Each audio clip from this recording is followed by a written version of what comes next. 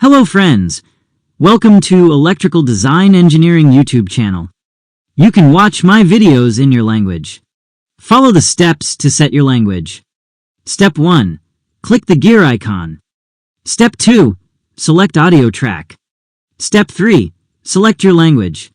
You may contact me for industrial design substation layout power system studies on +9 1700 647 4688. Call or WhatsApp.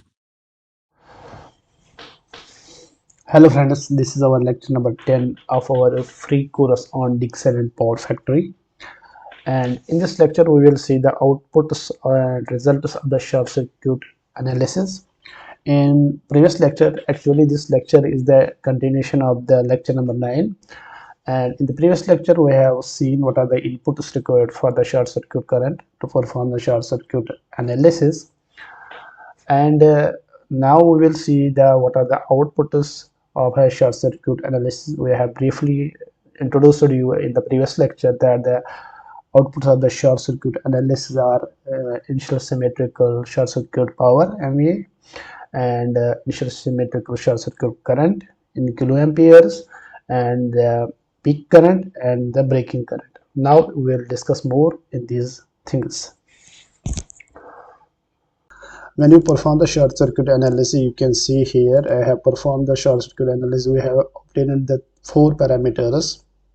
Generally it comes only 3 parameters, but if you want to add one more factor, that is breaking current, generally SKSS is coming, IKSS is coming, IP is coming. IB is not generally coming when you perform the first time the short circuit analysis. But if you want to also that the IB came, that is the breaking current, I will show you how you can get this thing. First of all, you can see here there are only 3 components. These 3 components are generally coming, but here you have entered one more component, that is the breaking current. These are the 4 parameters which we get in the short circuit analysis, that is the initial symmetrical short circuit power and initial symmetrical short circuit current and the peak current and the breaking current. Now we will see one by one what are these currents, what are these terms. Initial symmetrical short circuit current power, that is the initial symmetrical short circuit power is the power associated with the initial RMS symmetrical short circuit current at a specific location in the system. It represents the fault level or strength of the network at the point. It is calculated by the formula. I have taken the formula from the IEC 60909. The formula is root 3 UN into IKSS. Root 3 is by default is the factor, UN is the nominal system voltage, that is the line to line voltage, and IKSS is the initial symmetrical short circuit current. Suppose I have taken this example for a grid. You can see the UN is 11 kV, that is nominal system voltage is 11 kV, IKSS is 25, and our IKSS is that the initial symmetrical short circuit power is 476.3 MV. Now you can see in the grid here we have a IKSS. You can see IKSS is 476.3. Now we can double click here and we can see to the grid what is the 25 kiloamperes, and the voltage of the grid is, you can see the voltage of the grid is 11 kV. We have kept this grid, the voltage of the grid as 11 kV. You can see in the bus it is 11 kV. Okay, that means when we put this data in this, that's 11 kV and 25 kiloamperes, and we will get this MVA 476.3 MVA. You have also seen from the DIgSILENT PowerFactory here. It is SKS is 476.3. Now initial symmetrical short circuit current. The initial symmetrical short circuit current is the RMS value of the AC component of the short circuit current at the moment at the fault occurs, excluding the DC offset. You have seen the graph in the short circuit analysis of the short circuit current. I will show you. This is a graph of the short circuit current. There are 2 components. Initially there are 2 components. One is the DC component and another is the AC component. The DC component vanishes for some time, and then remains only the AC component, which is a symmetrical, and this symmetrical AC component is called the initial symmetrical short circuit current, and it is used for determining the thermal rating of the equipment. It represents the steady state AC component right after the sub-transit period. What I have already shown you here, that this portion, this red portion, is called the AC symmetrical current, AC initial symmetrical short circuit current. Suppose we have a distribution transformer. We have taken the example here, the distribution transformer of 11 by 0.433 and 100 MVA. Percentage impedance is 3%. I will show you here. The percentage impedance is 3%. We can see here the percentage impedance is 3%.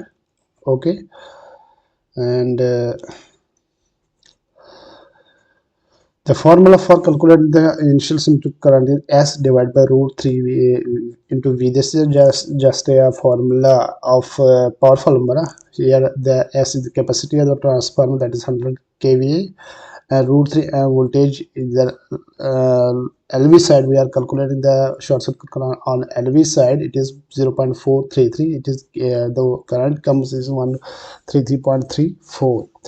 Then IKSS is equal to C factor into 133.4, that is the current, divided by the percentage impedance. The percentage impedance is 3%, that is 0.03. C factor is generally taken 1.05 or 1.1. So when we multiply it, you can get 4.7 kiloamperes. You can see here we have obtained here in this side the 4.726 kiloamperes of IKSS. Okay. In this way we have calculated the initial symmetrical short circuit current. Now the question is, what is the C factor?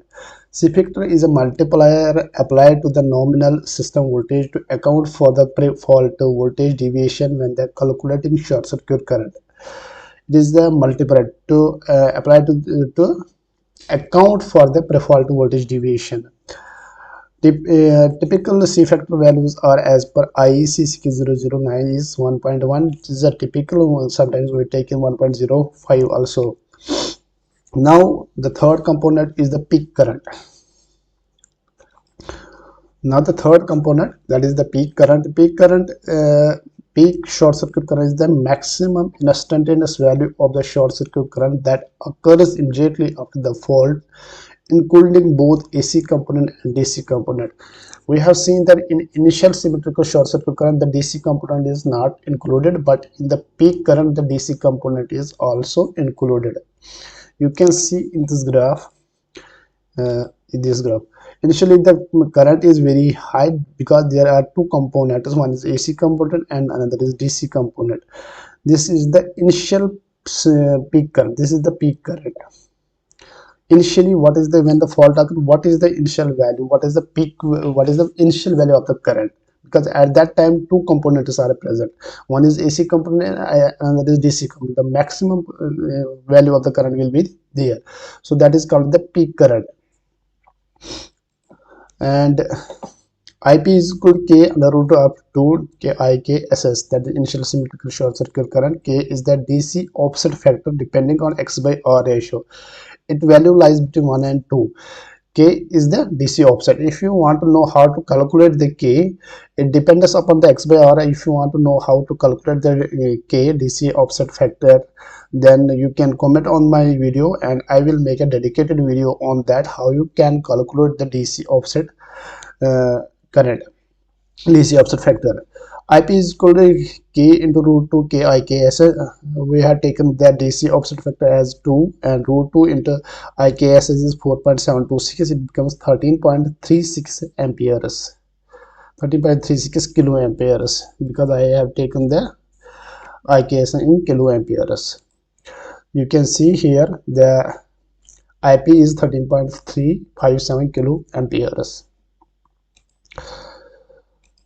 It is used to check the mechanical strength of the equipment. Okay, Now, fourth than the last equivalent parameter is the breaking current. It is not a peak short circuit current, it's a breaking current. Sorry, breaking current.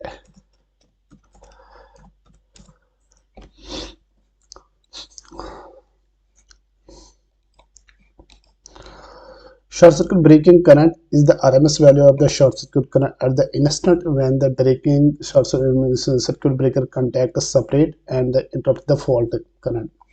It is the current that a breaker must safely break and under fault conditions. It is the current which a breaker is designed, which a breaker should break safely without any damage. When a fault occurs, current initially is very high. Protection system takes a few cycles to detect the fault and send a trip signal. And during the delay, the fault current decays due to dynamics and network effects. So the current at the actual breaking current at the breaking point, at the point when the conductors are separating, breaking current is less than the initial fault current. IP is greater than IKSS and IKS is greater than IB. IM is called to, that is, oh sorry, it is IP. IB. Breaking current is equal to M into IKSS. M is generally equal to 0.85 and is the current decaying factor based on X by R ratio and breaking time. Based on the breaking time of the breaker and the X by R ratio, the value of current decaying factor, that is M, is considered. It is generally around 0.85, and so our breaking current is around 80-85% of the initial symmetrical current. But if we take the M is equal to 1, then our breaking current and initial symmetrical short circuit current is equal. And same is here, we have not introduced any breaker here, so we have taken the M equal to 1, that is, you can see our breaking current and initial symmetrical current is equal.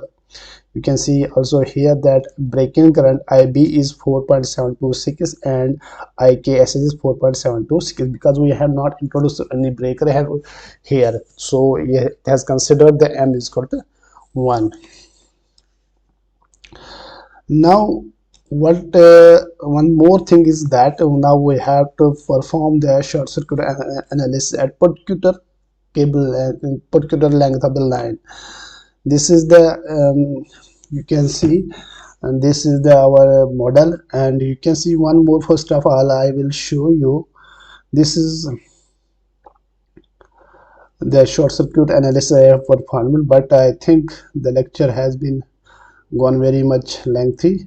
So in the next lecture we can cover how you can perform the at particular length of the line. Suppose our length cable length, our line length is 1 kilometer or 2 kilometer. If you want to know what will be the fault current at 80% of the length or 50% of the length, then we can perform. And we also will see how you can what here there are 3 components, but here are 4 components. How we can add one more component, how we can make this like this, define unit as equal to like this in the next lecture.